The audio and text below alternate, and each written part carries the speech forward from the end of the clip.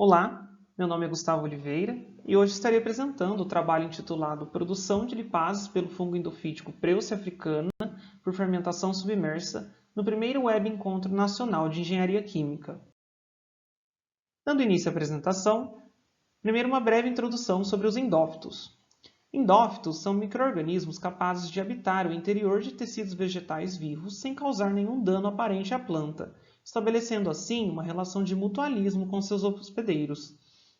Eles têm recebido destaque nos últimos anos porque relatos na literatura mostraram que estes micro-organismos podem produzir uma gama de metabólitos secundários e enzimas extracelulares que encontram aplicações em diversos setores industriais. Estes compostos são produzidos pelo micro-organismo como um mecanismo de defesa e sobrevivência, e eles também podem auxiliar a planta hospedeira, conferindo a maior adaptabilidade a diferentes habitats e resistência a organismos patogênicos. O micro-organismo Preusse africana é um fungo endofítico que pode ser encontrado no IP roxo. Ele foi isolado anteriormente por nosso grupo de pesquisa e ele se mostrou como um micro-organismo capaz de produzir lipases quando colocado em meio submerso na presença de um óleo indutor.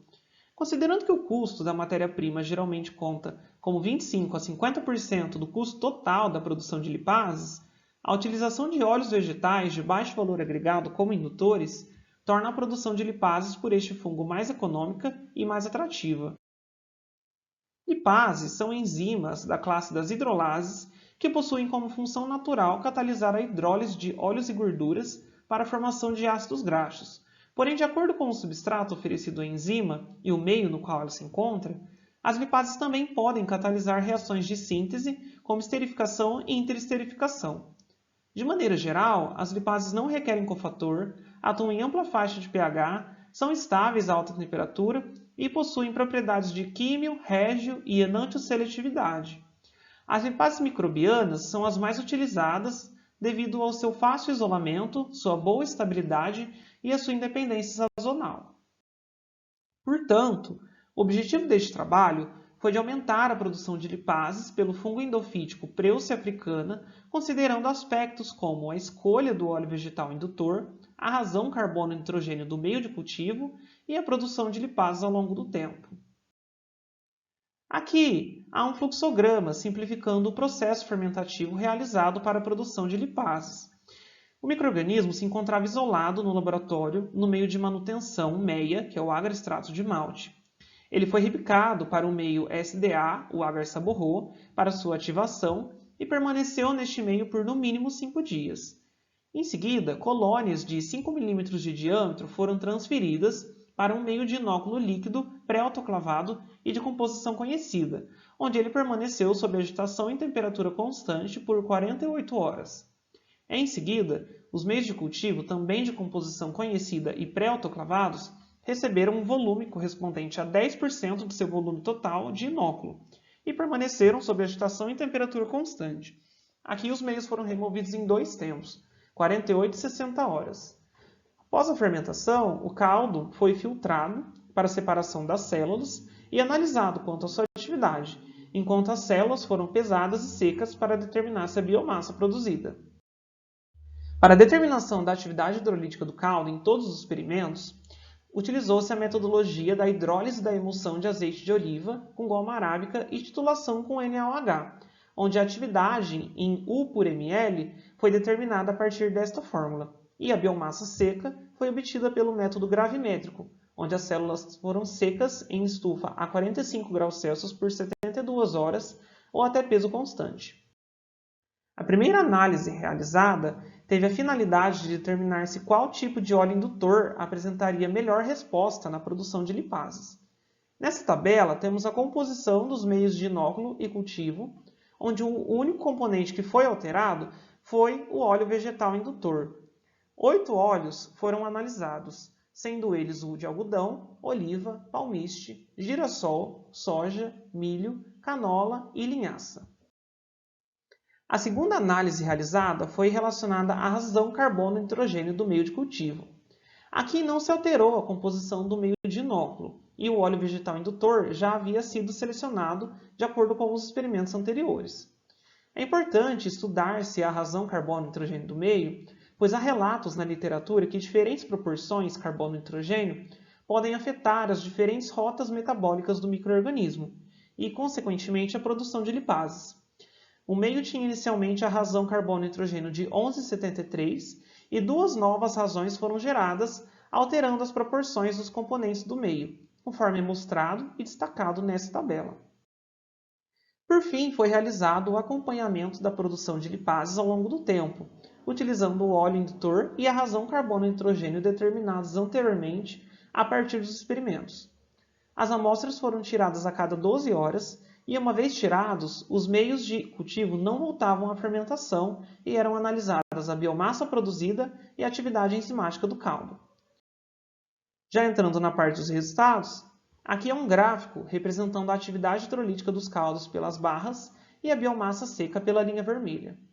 Como pode-se ver, a maior atividade obtida neste experimento foi para o óleo de girassol no tempo de 48 horas.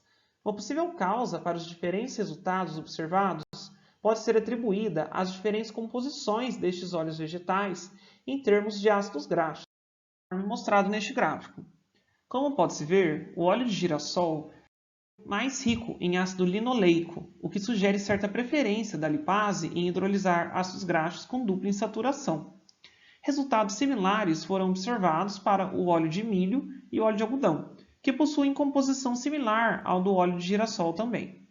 O óleo de girassol foi selecionado para dar sequência ao trabalho, pois foi o que apresentou melhor resposta na produção de lipases e também o que possuiu menor desvio na barra de erros. Neste gráfico, temos o resultado para a avaliação das razões carbono e nitrogênio. É possível observar uma pequena, mas significativa diferença nas razões carbono e nitrogênio analisadas, sendo que a razão de 8,63, que tinha metade da quantidade de óleo quando comparada à original, mostrou-se como superior na produção de lipases. Em 11,73, vemos que, apesar da produção de lipases ter ocorrido, o microorganismo tende a aumentar a sua biomassa ao invés de produzir lipases.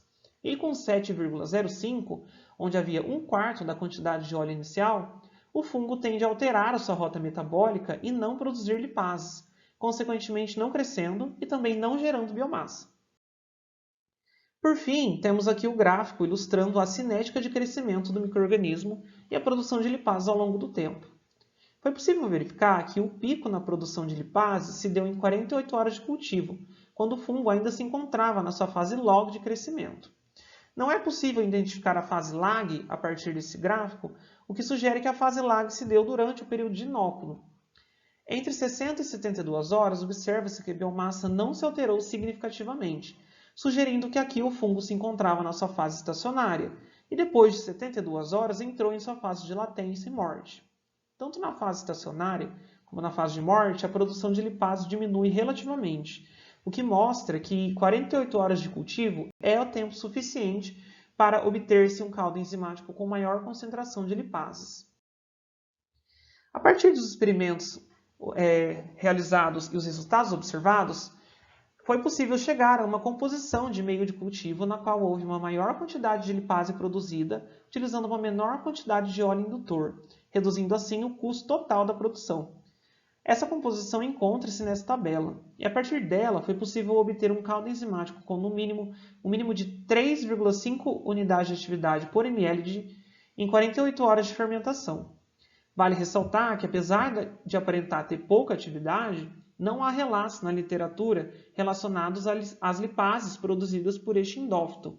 Portanto, ainda não se sabe quais as possibilidades de aplicação que essas enzimas poderão ter após a sua purificação e caracterização.